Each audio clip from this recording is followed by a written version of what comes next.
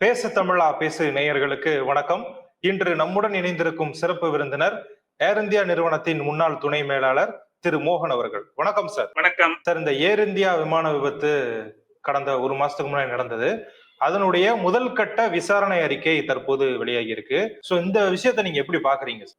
அகமதாபாத்ல நடந்த இந்த ஏர் இந்தியா விபத்தை பற்றி 2 லெவல்ல என்கொயரி நடக்கிறது. முதல் என்கொயரி வந்து AAIB aircraft accidents investigation bureau, government of India. அதுக்கப்புறம் சைமல்டேனியஸாவே ஒரு எல்லா டிபார்ட்மெண்ட்ஸும் சேர்ந்து ஒரு ஹோம் செக்ரட்டரி சேர்மனா போட்டு ஒரு டீடைல்டு கமிட்டி, அது செப்பரேட்டா இருக்கு. இந்த கமிட்டி ரிப்போர்ட்டை பொறுத்த வரைக்கும் இது வந்து international civil aviation organisation ICAO, அதுல வந்து Indian government is also a party.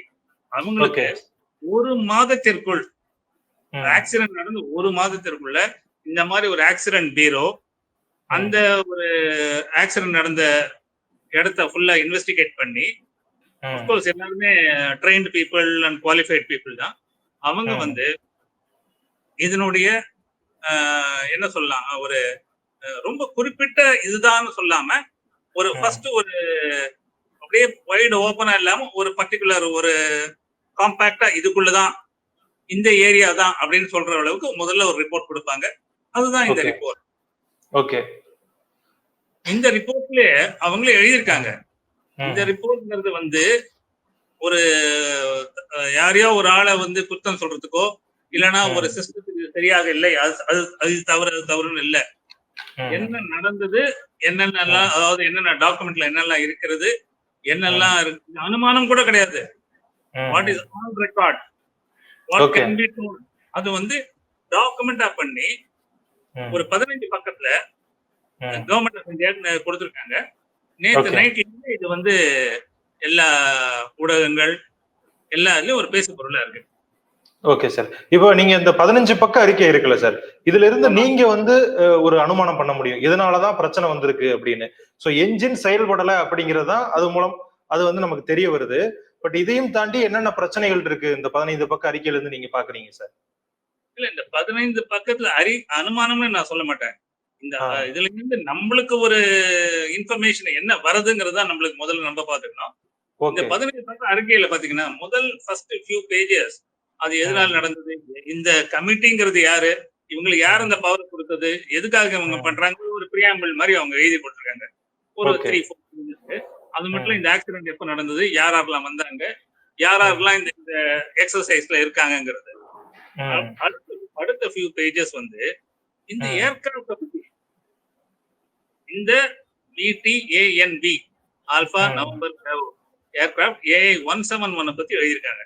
அதுல என்னென்ன ஸ்நாக்ஸ், அதுல ஏதாவது இது இருந்ததா, அதுக்கப்புறம் பைலட்ஸ் எல்லாம் எப்படி இருந்தாங்க, பைலட்ஸ்க்கு ரெஸ்ட் கொடுத்தாங்களா, இது வந்து நிறைய பேர் எழுதியிருந்தாங்க. அவர் டெல்லியில இருந்து வந்துட்டு லண்டன், அதெல்லாம் கிடையாது, அது ரொம்ப கிளியராக எழுதுறாங்க. இந்த பைலட் வந்து அகமதாபாத்ல தான் ஜாயின் பண்றாரு. அவங்க முதல் நாள் பாம்பேல இருந்து வந்திருக்காங்க. ரெஸ்ட் எடுத்து கேபின் க்ரூ பைலட்ஸ் எல்லாருமே வராங்க. பிரெத்லைசர் டெஸ்ட், எல்லா document everything has been cleared. Okay. இத பண்றாங்க. இது பண்ணும்போது நான் ஐ திங்க் நம்மளோட சேனல்ல தான் சொன்னேன்னு நினைக்கிறேன். இந்த ஏர்கிராஃப்ட், இந்த ஆக்சிடென்ட் ஆன ஏர்கிராஃப்ட்டுக்கு அதனுடைய ஹிஸ்டரி அது 2013 என்ன வந்திருக்கு. இது வரைக்கும் என்னென்ன நடந்திருக்குங்கிறது டேட்டா பேஸ் ஃபுல்லாவே ஏர் இந்தியால இருக்கு. அதை எடுத்து அனலைஸ் பண்ணிருக்காங்க. இதை தவிர போயிங் கம்பெனி 787 அதுக்கு ஏதாவது ஒரு டெக்னிக்கல் இது இந்த மாதிரி ஏதாவது கொடுத்துருக்காங்களா, இந்த மாதிரி ஆக்சிடென்ட் நடந்திருக்காங்க. நம்ம தான் ஏற்கனவே நம்மளுக்கே தெரியுமே 787 ஹிஸ்டரியில இது 2வது ஆக்சிடென்ட். முதல் ஆக்சிடென்ட் வந்து over shooting the runway by ANA all Nippon airlines. Second and fatal, first fatal accident is this for Boeing 787. So இது என்ன பேக்ரவுண்ட் பார்த்த போது என்ன சொல்றாங்கன்னா, ஒரே நிமிஷம் நினைக்கிறேன், அது கரெக்டாவே நம்ம எல்லாருக்குமே சொல்லிடலாம். பக்கம் 6 இந்த ரிப்போர்ட்ல என்ன சொல்றாங்கன்னா, December 17, 2018 FAA federal aviation administration United states அவங்க ஒரு special airworthiness information bulletin release பண்றாங்க. அதுல இந்த மாதிரி இந்த ஆன்ல இருக்கிற ஒரு அந்த ஃபியூல் சப்ளை ஸ்விட்ச் ஆஃப்ல போறதுக்கு ஒரு பாசிபிலிட்டி இருக்குங்கிறத December 17, 2018 regarding the potential disengagement of the fuel control switch locking feature அப்படின்னு கொடுத்துருக்காங்க. ஓகே. இது வந்து அவங்க எப்பயுமே என்ன பண்ணுவாங்கன்னாக்க இது வந்து ஒரு அட்வைசரியா முதல்ல அனுப்புவாங்க. அவங்க அட்வைசரி அனுப்பின உடனே எல்லா யாரெல்லாம் கம்யூனிட்டி வச்சிருக்காங்களோ அவங்க என்ன பண்ணுவாங்க, இந்த பைலட்ஸ் கிட்ட சொல்லுவாங்க, இந்த மாதிரி ஏதோ ஒரு ரிப்போர்ட் பண்ணிருக்காங்க, இந்த இடத்துல ஒரு ஒரு கண் வச்சுக்காங்க, ஒரு ஞாபகம் வச்சுக்கோங்கிற மாதிரி. இதே ரிப்போர்ட்ல பேஜ் நம்பர் 6ல இதே கமிட்டியில சொல்றாங்க, as per the information from Air India, the suggested inspections were not carried out as the SAID was advisory and not mandatory. இவங்க வந்து ஒரு இதெல்லாம் சொல்லுவாங்கல்ல, ஒரு ஒரு போலீஸ் ஸ்டேஷன்ல எல்லாம் போய் குற்றம் வந்ததுக்கு அப்புறம் தான் இந்த லா புக்ல இருக்கிற சின்ன சின்ன ஃபைன் பிரிண்ட பாப்பாங்கன்ற மாதிரி. ஆமா. கொஞ்சம் பாத்துக்கங்கன்னா நம்ம எல்லாருமே கொஞ்சம் கேர்ஃபுல்லா பாத்துக்க, நம்ம வாய் மொழியா சொல்லிருக்கலாம், சர்க்குலர் எல்லாம் போட்டிருக்கணும், அது போட்டாங்களா இல்லங்கிறத வந்து இந்த இதுல கொடுத்துருக்காங்க. இந்த ஏர்கிராஃப்ட பொறுத்திருக்கு அதே பேஜ் நம்பர் 6ல there has been no defect reported pertaining to the any fuel control switch on this VTAND. இந்த fuel control switch இல்லை. இப்போ எங்க இருந்து இந்த இஷ்யூ வந்தது அப்படின்னு நம்ம பார்த்தோம்னா, ஏர்கிராஃப்ட் கிராஷ் ஆன உடனே இந்த AIB மெம்பர்ஸ் எல்லாரும் போயிட்டு அந்த இது எடுத்தாங்க. அந்த ஆக்சிடென்ட் ஆன சைட்ல இருந்து இந்த வைட்டல் இடத்துல எடுப்பாங்க. முதல்ல போயிட்டு அந்த காக்பிட் அந்த இடத்துல பார்த்தாக்க அந்த ஃபியூல் ஸ்விட்ச் என்ன பொசிஷன்ல இருக்கு அப்படின்னு பார்த்தா அது வந்து ஆன்ல இருக்கிறது. On position, it is on record, இது ரெக்கார்ட்லயும் வந்திருக்கு. ரெண்டாவது, நம்ம ஒரு மாசத்துக்கு முன்னாடி நம்ம யூடியூப், ஃபேஸ்புக் பைலட்ஸ் எல்லாம் இருக்காங்கல்ல, இன்ஜினியர்ஸ் எல்லாம், அது பிளாப்பே இல்லாம பிறந்தது அப்படின்லாம் சொன்னாங்க இல்லையா, அது ரொம்ப கிளியரா flap 5 position, அதாவது it is specified as per manufacturer and training methods. அந்த பைலட் கேரக்டர் செலக்ஷன் ஆகியிருக்கிறது. எல்லாமே பர்ஃபெக்ட்டா எல்லாம் எவ்ரிதிங் fuel is there. இந்த ஏர்கிராஃப்ட் வந்து 218 டன் அதோட தான், ஆனா அது 213 டன் தான் இந்த ஏர்கிராஃப்ட்ல இருக்கு. அப்படின்னா 5 டன் அண்டர்லோடோட தான் போறது. ஸோ அதனால பிரச்சனைகள் இல்லை, எல்லாமே ஆஸ் பர் புக்ஸ் கிளியரா இருக்கு. ஆனா எங்க இருந்து இது பிரச்சனை வந்ததுனாக்க, இந்த சுவிட்சை பத்தி இந்த ஏர்கிராஃப்ட் முடிஞ்ச உடனே இந்த நம்ம பிளாக் பாக்ஸ் பேசிட்டு இருக்கோம் இல்லையா, இந்த ஏர்கிராஃப்ட் பொறுத்த வரைக்கும் ஒவ்வொருத்தரையும் ஒரு பேர் மாறும். அதுக்கு இதுக்கு வந்து ஒரே இருக்கும். இது வந்து ரெண்டு இருக்கு. இதுல நோஸ்ல ஒண்ணு இருக்கு, டெயில் போர்ஷன்ல ஒண்ணு இருக்கு. இத வந்து அவங்க வந்து EF அந்த பிளாக் பாக்ஸ் உடைய அந்த அந்த இத பார்க்கும்போது, அனலைஸ் பண்ணும்போது, அந்த CVR ரெக்கார்ட் பண்ணும்போதும் all parameters normal, including conversation with the ground, I mean aircraft to ATC, எல்லாம் நார்மல். ஏர்போன் வரைக்கும் எல்லாம் நார்மல், all parameters நார்மல், எல்லாமே இதுல டிஜிட்டல் இதுல வருது. ஏர்கிராஃப்ட் ஆன ஒரு 30வது செகண்ட்ல பைலட் வந்து ஒருத்தர் வந்து இன்னொருத்தர்கிட்ட கேக்குறான், ஏன் அதை ஸ்விட்ச் பண்ண அப்படிங்கறது ரெக்கார்ட் ஆயிருக்குன்னு சொல்றாங்க. நான் பண்ணலையே அப்படின்னு சொன்ன உடனே முதல் கேள்வி கேட்ட பைலட் டக் டக்குன்னு ஸ்விட்ச் ஆன் பண்ணிருக்காரு. ஏன்னா அந்த சமயத்துல ஃபியூல் வந்து has not been fed, that means it was off position, fuel cut off, fuel was in off position. So fuel போகவில்லை. fuel போகலன்னா இன்ஜினுக்கு பவர் வரல. ஓகே.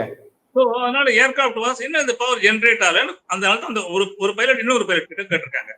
கேட்ட உடனே டக் டக் அந்த ஸ்விட்ச் ஆன் பண்ணிருக்காரு. அதை வந்து பேஜ் நம்பர் 16ல அவர் ரொம்ப விவரமா கொடுத்திருக்காரு. பேஜ் நம்பர் 16 கடைசியில, as per the EAFR, the engine 1 fuel cutoff switched on transition from cutoff to run at about 13 point, அதாவது நான் அவங்க யூடிசில கொடுத்துறாங்க, நான் நம்மளோட இதுக்காக மத்தியானம் 13:32 52 செகண்டுக்கு 52 செகண்டுக்கு அதை ஆன் பண்ண உடனே 54வது செகண்ட்ல ரெண்டாவது இன்ஜின் ஆன் ஆகுது. 2 செகண்ட்ல. ஓகே. அந்த 2 செகண்ட்ல அந்த 3வது செகண்ட்ல அந்த 2வது இன்ஜின் ஆன் ஆச்சுல, that was little slow in getting the desired pressure. இந்த சமயத்துல அவருக்கு வாய்ப்பே இல்லாம போயிடுச்சு. இந்த இன்ஜின் டெவலப் ஆகிருந்தனாக்க ஏர்கிராஃப்ட் ஏர்போன் ஆயிருக்கும். அந்த சமயத்துல இன்னொரு ஃபேன் ஒன்று சொல்றாங்க இல்லையா, அந்த ஏர்கிராஃப்ட் கீழே ஒரு ஃபேன் மாதிரி ஒண்ணு வருதுன்னு, அது ஆட்டோமேட்டிக்கா வந்து that itself is a proof that there was no this one fuel or there was no power generated by the aircraft engine. So with the result aircraft அப்படியே ஸ்டால் ஆகி அப்படியே சிங்க் ஆகுது. இவர் ஆன் பண்ண உடனே 2 இதுல முதல்ல இந்த இந்த பிளாக் பாக்ஸ் உடைய இதுலயே என்ன சொல்றாங்கன்னா, ஏறின 12வது செகண்ட் 13வது செகண்ட்ல both the switches from on to off போறதுன்னு புரிஞ்சுக்கங்க. முதல்ல ஆன் டு ஆஃப் போயிருது, பவர் பரவாயில்ல. ஒரு பைலட் இன்னொரு பைலட் கேட்கறேன், யாரா என்னைய ஆஃப் பண்ணேன்னு, இல்ல நான் அவர் ஆன் பண்றாரு. அந்த ஒரு 3-4 செகண்டுக்குள்ள எவ்ரிதிங் ஹேப்பன்ஸ், ஏர்கிராஃப்ட் கிராஷஸ். இது வந்து 2018 ஒரு வார்னிங் இருக்கு.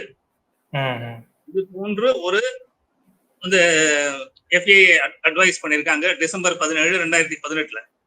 இந்த மாதிரி ஒரு பாசிபிலிட்டி இருக்கு பாருங்கள் அப்படின்னு ஒரு அறிக்கை கொடுத்திருக்காங்க. அது கவனிக்கல. இதுதான் இதனுடைய findings. Otherwise everything is clear. அதுக்கப்புறம் இவங்க கொஞ்சம் டிஸ்கிரிப்டிவா எழுதியிருக்காங்க. அதாவது எப்படின்னாக்க, நீங்க இப்பயாவது நல்ல வேலையா வந்திருக்கு, இந்த ட்ரோன் டெக்னாலஜி எல்லாம் வந்திருக்கு இல்லையா, ஒரு மேப் போட்டிருக்காங்க. ஏர்கிராஃப்ட் என்ன இருக்குன்னா, அந்த ஏர்கிராஃப்ட் அப்படியே சிங்க் ஆகும்போது முதல்ல பில்டிங் மேல அடிக்கல, ஒரு மரத்து மேல அடிச்சிருக்கு. ஏர்கிராஃப்ட் டைரக்ஷன் சேஞ்ச் ஆகி அந்த பில்டிங் நடுப்புற அப்படியே போயிருக்கு அந்த ஹாஸ்டல். அந்த ஹாஸ்டல் போனதுனால ஃபயர், பில்டிங்கும் ஃபயர், ஏர்கிராஃப்ட் ஃபயர், ஏர்கிராஃப்ட்ல இருக்கவங்க இறந்தாங்க, கீழே இருக்கிறவங்க இறந்தாங்க. இதுல எதுவுமே யார பத்தியுமே குத்தம் சொல்லல. பிலாசபில இருந்தது இல்லையா நம்மளுக்கு, இது ஏர்கிராஃப்ட் திறக்கல, ஃபியூயல் இல்ல, ஓவர் லோடு என்னெல்லாமோ சொன்னாங்க இல்லையா, இன்க்ளூடிங் அது பேர் என்ன, ஒரு தீவிரவாதிகள் நடவடிக்கை, இதெல்லாம் ஒண்ணும் கிடையாது.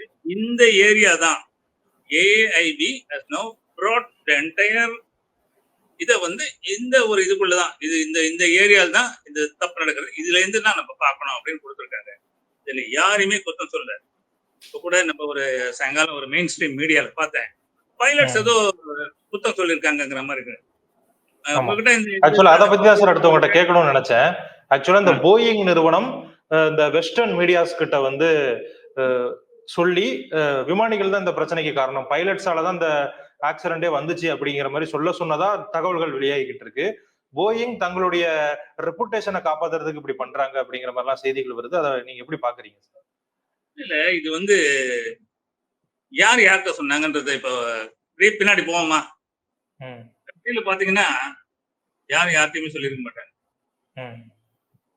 இது வந்து தப்பு நடந்ததுங்கிறது வந்து எல்லா இடத்துலயும் நடக்கக்கூடியது. இதே போயிங் 737 மேக்ஸ்ல நடக்கலையா, ஏர்கிராஃப்ட் ஸ்டீப் ஆன போனோம்னா அப்படியே ஏர்கிராஃப்ட் டிராப்ட், அந்த ஏர்கிராஃப்ட் எல்லாம் கிரவுண்ட் பண்ணாங்க, நடக்கலையா? அதே மாதிரி ஒரு Pratt & Whitney இன்ஜின் ஒன்று இருந்தது. இப்ப பாத்தீங்கன்னாக்க ஒரு 30% of the fleet of IndiGo is on ground only because they have that engine. அது இன்ஜின் இஸ் நாட், இண்டிகோ ஏர்லைனே க்ளோஸ் பண்ணிட்டான் அந்த இன்ஜின் ஆப்ரேட் பண்ணதுனால. ஸோ அவர்கள் நடக்கிறது வந்து யாருமே 100% கரெக்ட் நான் வாதாட மாட்டேன். ஆனா இது போயிங் வந்து பைலட் மிஸ்டேக் இந்த இடத்துல எங்க போட்டுருக்கு, இதனுடைய காப்பி உங்ககிட்ட இருக்கா சார்? எஸ் சார், அந்த சேனல்ல இருக்க அந்த காப்பி பண்ண உங்களுக்கு அனுப்புறேன். ஓகே, இதுல எங்க பைலட்டோட மிஸ்டேக்னு போட்டுருக்குன்னு சொல்லுங்க, எங்கேயுமே போடல. அவங்க என்ன சொல்றாங்க, எல்லாமே நார்மலாக இருக்கிறது. பிளாக் பாக்ஸ்ல என்ன சொல்றாங்கன்னா, ஏர்போன் ஆன 5th செகண்டோ 6th செகண்ட்லயோ ஃபியூவல் பொசிஷன் ஆன்ல இருந்து ஆஃப்க்கு மாறுகிறது. பைலட் மாத்தான்னு எங்கேயுமே சொல்லல. ஏன்னா இதே மாதிரி மாறுகிறதுங்கிறதுக்கு 2018 இருந்தே ஒரு புல்லட்டின் வந்திருக்கு FAA இருந்து. ஓகே, ஒண்ணு ஏர் இந்தியா வந்து அவங்களோட பைலட்ஸ்க்கு அட்வைசரியா போட்டிருக்கணும், அது போட்டாங்களான்னு தெரியல. இதுல வந்து போடலன்னு கன்ஃபார்ம் பண்ணிட்டாங்க இந்த AIB. Maybe they must have as per the circular name போட்டு அது 2018 சர்க்குலர் காப்பி எனக்கு கொடுன்னு கேட்டிருப்பாங்க, இல்லன்னு சொல்லியிருப்பாங்க. ஆனால் இது வந்து பைலட் மிஸ்டேக்ங்கிறது எங்கேயுமே இல்ல சார். இது வந்து அந்த இடத்துல ட்ரிப்பா இருக்குன்னு சொல்றாங்க இல்லையா? இது பாருங்க, அதே அதே இது இந்த பிளாக் பாக்ஸ்ல அது போன உடனே ஏர்கிராஃப்ட் சிங்க் ஆகுது. ஒரு பைலட் இன்னொரு பைலட் கேக்குறான், "Why this is switched off?" ன்னு கேக்குறான். "I have not done it." அப்படின்னு டக் டக் டக்னு கரெக்ஷன் அது அதுவும் ரெக்கார்ட் ஆயிருக்கு. இந்த மதியம் 13:32, 38, 52வது செகண்ட்ல இன்ஜின் 1 ஸ்டார்ட் ஆயிடுது. 53ல 53வது செகண்ட்ல ரெண்டாவது இன்ஜின் ஸ்டார்ட் ஆயிடுது. ஆனால் ஸ்டார்ட்னா I mean it's picking up. Okay. To reach the pressure of maintaining a high level, probably அது ஏர்கிராஃப்ட் லெவல்ல இருந்ததுனாக்க திஸ் கீழே அந்த rod would have been helpful. இந்த இடத்துல ராட் கீழே வந்தும் அந்த டைம் இல்ல. Rod can I am told this can only for about 7-8 minutes. இந்த 7 செகண்ட்ஸே இல்லையா நம்மளுக்கு. Finally the aircraft has crashed 13:39.05 seconds. Aircraft has crashed. So இதெல்லாம் தான் findings from the black box. Okay okay sir. So full description கொடுத்திருக்காங்க. Okay. ஆக்சுவலா இப்ப இந்த விமான விபத்து நடந்த போதே எல்லாருக்குமே இருந்த கேள்வி என்னன்னா, இது வந்து மனித தவறா இல்ல இயந்திர கோளாறா அப்படிங்கறதா கேள்வியா இருந்தது. இந்த ரிப்போர்ட் மூலமா அது நமக்கு தெளிவாயிருச்சு நீங்க நினைக்கிறீங்களா சார்? அதாவது ஒரு மேஜர் இஷ்யூ, அதாவது major fault is only with the machine தான் என்னுடைய கெஸிங். ஏன்னா அந்த முதல்ல அந்த ஸ்விட்ச் ஆன்லயே வைக்கல அப்படின்னு முதல்ல நம்மளுங்க நம்ம யூடியூப் பைலட்ஸ் எல்லாம் சொன்னாங்க. இது வந்து ஆன்ல இல்லைனாக்க first of all aircraft taxi அவுட்டே இருக்காது. வந்து ரன்வே எண்ட்ல வந்து நின்று அந்த ஃபுல் ரன்வே கிராஸ் பண்ணி ஏர்போர்ன் வேற ஆயிருக்கு. அப்பெல்லாம் நிச்சயமாக இருந்திருக்கு. அது that has been established by the black பாக்ஸ்லயே வந்துடுது. கிளியரா சொல்றாங்க. It is moving from on position, that is they call it from pull to cut off. Okay. நம்ம ஆன்ல இருந்து ஆஃப் ஆகுது அப்படின்னு. அதே வந்து 12வது செகண்ட் 13வது செகண்ட்ல இந்த pilot is taking a corrective action. என்ன பரவாயில்லைன்னு சொல்லிட்டு இன்னொருத்தர் வந்து டக் டக்னு ரெண்டு சுவிட்சையும் ஆன் பண்றாங்க. டைம் இல்ல, அவ்வளவுதான். என்ன பொறுத்த வரைக்கும் இது இந்த ஸ்னாகுடைய similar thing has happened in 2018. அதுதான் அந்த பேஜ் நம்பர் 6ல கொடுத்திருக்கிற அந்த FAA டிசம்பர் 17, 2018 புல்லட்டின். என்ன பொறுத்த வரைக்கும் இது வந்து நடந்திருக்கிறது. இந்த பைலட்ஸுக்கு அந்த டைம் இல்ல. ஏன்னா இவங்களோட அந்த அந்த ஸ்விட்ச் வந்து ஆன்ல இருந்து ஆஃப் ஆன டைம்ல இருந்து அவங்க கரெக்ட் பண்றாங்க இல்லையா, ஆனா ஆஃப்லைன் ஆன் பண்றாங்க இல்லையா, அந்த ஆன் பண்ணிட்டு பிக்கப் டைம் இல்ல. அதுக்குள்ள ஏர்கிராஃப்ட் கிராஷ்.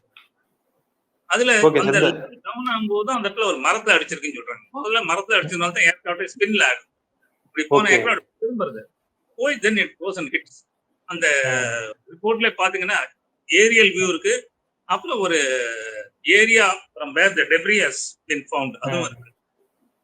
என்ன பொறுத்த வரைக்கும் இது ஒரு டெக்னிக்கல் ஃபெயிலியர் தான் என்னுடைய கணிப்புல அது இருக்கு. Okay sir. இந்த லேண்டிங் கியர்லயும் நிறைய பிரச்சனை இருக்கு அப்படிங்கிற மாதிரி இதுக்கு முன்னாடி வந்த தகவல் எல்லாம் இருந்தது. சோ இதுல அது எதுவும் அதுக்கான அறிகுறிகள் இருக்கா சார்? ஒண்ணும் கிடையாது சார். லேண்டிங் கியர்ல என்ன பிரச்சனை இதுல ரொம்ப கிளியராவே சொல்றாங்களே. லேண்டிங் கியர் முன்னாடி சொல்லிக்கிட்டு இருந்தாங்க சார். சொன்னது யாருன்னு நம்ம பார்க்கணும் சார். நம்ம மீடியால நான் ஒண்ணுதான் சார் சொல்லுவேன். நான் வந்து சினிமா லைனை பத்தி பேசினேன் அப்படி இருக்கும். நான் வந்து மீடியா லைன், எனக்கு ஏதோ மீடியா லைன்லாம் உங்களை மாதிரி ஆளுங்களை தெரியும், ஒருவங்களுக்கு கேட்டு நான் சொல்ல, எனக்கு சம்பந்தமே இல்லாத சினிமா லைனை பத்தி நம்ம பேசினேன் அப்படி இருக்கும். அந்த மாதிரி நிறைய பேர் ஆயிட்டாங்க. இப்போ வந்து லேண்டிங் கியர்ல what was the problem in 787? 2019 September, அது ஒரு பிள்ளையார் சதுர்த்தி அன்னைக்குதான் வண்டி ஃபர்ஸ்ட் வண்டி வந்தது. நான் தான் ஏர்போர்ட் மேனேஜர் சென்னையில, VTAND. அன்னில இருந்து இனி வரைக்கும் லேண்டிங் கியரை பொறுத்த வரைக்கும் ப்ராப்ளமே கிடையாது. இதெல்லாம் இவங்களே ஒரு அசம்ப்ஷன் தான். எல்லாரும் சொன்னாங்கல்ல அந்த இவரு அந்த 11A பேசஞ்சர் எமர்ஜென்சி எக்ஸிட்ல தான். உங்க எல்லாருமே I have given all the documents to you. 11A வந்து எமர்ஜென்சி எக்ஸிட்டே இல்ல. இந்த ஏர்கிராஃப்ட்ல டெசிக்னேட்டட் எமர்ஜென்சி எக்ஸிட்டே இல்ல. All are normal exit door only.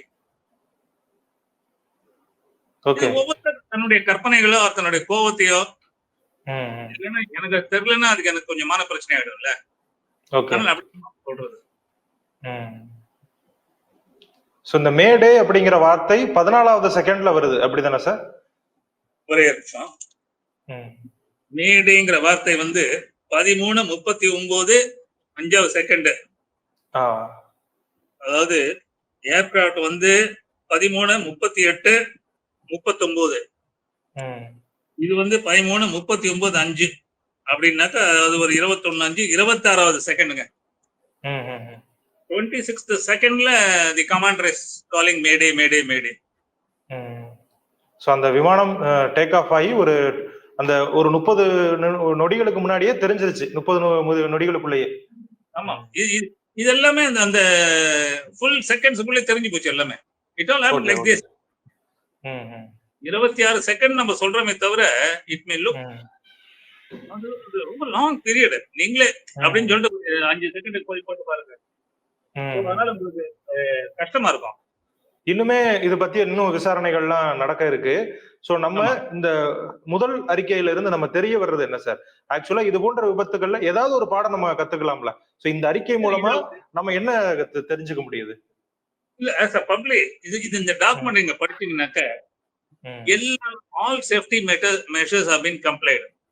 ஒரு காம்ப்ரமைஸ் கூட கிடையாது. எல்லாமே இன்க்ளூடிங் தி லாஸ்ட் ஸ்னாக். அந்த டெல்லியில இருந்து அகமதாபாத் வந்த பைலட் ஏதோ ஒரு ஒரு ஸ்னாக், ஒரு குட்டி ஸ்னாக் ஒன்னு எழுதிருக்கான். that has been rectified by the engineer on ground. It has been documented. So public மனசுக்குள்ள என்ன தெரிய வேண்டும் என்றால் air travel is the safest mode. எல்லா எந்த ஏர்லைன் கம்பெனியும் ஆக்சிடென்ட்டுக்காக கம்பெனி நடத்தல. பணம் பண்றது எல்லாருமே லாபகரமா நடக்கணுங்கிறதுக்காக தான் இருக்கு. எல்லாருடைய உயிரும் அதுல வந்து ஒரு முக்கியமான இருக்கு. நான் ஏற்கனவே சொன்ன மாதிரி எல்லாமே ரெஜிமெண்டட்னா எல்லாமே ரொம்ப டைட் ஆக்கிட்டாங்க. ஒரு ட்ரெயின்டா இருந்தா தான் போக முடியும். நல்ல மென்டல் மேக்கப்ல இருந்தா தான் போக முடியும். ஆல்கஹால் ஃப்ரீயா இருந்தா தான் ஃப்ளை பண்ண முடியும். லைசென்ஸ்டா இருந்தா தான் ஃப்ளை பண்ண முடியும். Same with engineer, same with cabin crew எல்லாருமே. இதுல வந்து இது இந்த மாதிரி ஒரு ரெஜிமெண்டட் சிச்சுவேஷன் நீங்க எந்த டிரான்ஸ்போர்ட்ல சொல்லுங்க நீங்க? Can you confirm this in road transport buses? முதல்ல சேரும்போது வந்து ஒரு நல்ல டிரைவரா இருந்திருப்பாரு. ஹெவி வெஹிக்கிள்ஸ் லைசென்ஸ் இது வாங்கி கொடுத்து டெஸ்ட் கொடுத்துருப்பாங்க. அதுக்கப்புறம் வருஷம் மெடிக்கல் போறாரா? இவங்க மெடிக்கல் போயாகணும். ஓகே. கேபின் க்ரூ போலன்னா தே ஆர் கிரவுண்டட். அது மட்டும் இல்ல ஒவ்வொருத்தருடைய லைசன்ஸ் அது மட்டும் அவங்களுடைய ப்ரமோஷன்ஸ். இங்க பாருங்க இந்த கமாண்டர் இந்த கேப்டன் சபர்வால் அவருடைய ரெக்கார்டு இங்க இருக்கு. அவருடைய டோட்டல் ஃபிளையிங் எக்ஸ்பீரியன்ஸ் 15,638. இந்த ஏர்கிராஃப்ட் நம்ம 787 596 அவர் ஃபிளை பண்ணிருக்காரு. கடைசி 30 நாள்ல 57 மணி நேரம் ஃபிளை பண்ணிருக்காரு. இந்த மாதிரி ஒவ்வொரு இதுவுமே ரெக்கார்ட் பண்ணிருக்காங்க. அதாவது நீங்க வந்து அதுக்கு காம்ப்ரமைஸே கிடையாதுங்க. இது இந்த ரெக்கார்டை பார்த்த உடனே தெரியணும் என்னெல்லாம் பேராமீட்டர்ஸ் எல்லாம் இருக்கு. இது வந்து அப்படியே நம்ம பஸ் ஓட்டுற மாதிரியோ இல்ல. இது கொஞ்சம் specialised activity. Okay okay sir. அதாவது இந்த ஏர் கிராஷ் நடக்கும் பொழுது நிறைய சொன்னாங்க அந்த அப்படி நடந்திருக்கலாம் இப்படி நடந்திருக்கலாம் அப்படின்னு. குறிப்பா எரிபொருள்ல கலப்படம் ஆயிருச்சு, அதனாலதான் இந்த விபத்து நடந்ததுன்னு கூட நிறைய பேர் சொன்னாங்க. ஒரு நிமிஷம், இந்த ரிப்போர்ட்ல அது இருக்கு. ATF has been analyzed and meets all the standards as per LTF regulation போட்டாங்க. அதுவும் இருக்கு. ஓகே. எரிபொருள்னால பிரச்சனை இல்லன்னு இருக்கு. எரிபொருள்னால பிரச்சனையே கிடையாது. பேஜ் நம்பர் 16ல ரொம்ப கிளியரா இருக்கு. எல்லாமே அவங்க யாருமே விடலைங்க. நாங்க லோட் ஷீட் ஒன்று கொடுப்போம் கமர்ஷியல்ல இருந்து. அந்த ஏர்கிராஃப்டோட வெயிட் எவ்வளவு, அது போட்ட ஃபியூல் எவ்வளவு, பேசஞ்சர்ஸ் எவ்வளவு, அவங்களோட பேகேஜ் எவ்வளவு, ஏத்துற கார்கோ மெயில் அதனுடைய வெயிட் எல்லாம் போட்டு எவ்வளவு வெயிட். அதாவது சொன்னாலே உங்களுக்கு 218 டன்னோட அந்த ஏர்கிராஃப்ட் ஃபிளை பண்ணலாம்னு இருக்கும்போது இந்த ஏர்கிராஃப்ட் வந்து 213 டன்னோட தான் அங்க ஃபிளை பண்ணிருக்கு. 5 டன் கண்ட்ரோலோட தான் போயிருக்கு. ஓவர் லோடிங் எல்லாம் நடக்கல. Okay okay okay sir. நல்ல ஒரு தெளிவான ஒரு விளக்கம் கொடுத்தீங்க. ஸோ நிறைய பேருக்கு இது மூலம் நல்ல ஒரு அவேர்னஸ் கிடைச்சிருக்கும்.